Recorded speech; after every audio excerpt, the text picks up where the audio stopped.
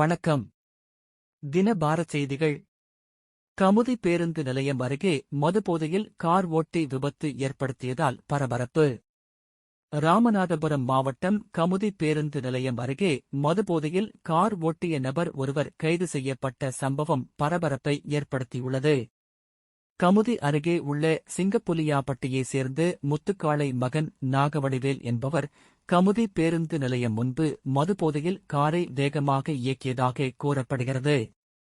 அவர் ஓட்டிய கார் பேருந்து நிலையம் முன்பு நின்றிருந்த பயணிகள், கடைகள் மற்றும் வாகனங்கள் மீது மோதியுள்ளது. இந்த சம்பவத்தில் இருவருக்கு காலில் முறிவு ஏற்பட்டுள்ளதாக தகவல் வெளியாகியுள்ளது. அதிர்ஷ்டவசமாக உயிரிழப்பு எதுவும் ஏற்படவில்லை. சில வாகனங்கள் மற்றும் கடைகளுக்கு சேதம் ஏற்பட்டுள்ளது. தகவல் அறிந்த காவல்துறையினர் சம்பவ இடத்திற்கு விரைந்து வந்து நாகவடிவேலை கைது செய்து காவல் நிலையத்திற்கு அழைத்துச் சென்றனர். மேலும் வழக்கு பதிவு செய்து விசாரணை நடத்தி வருகின்றனர்.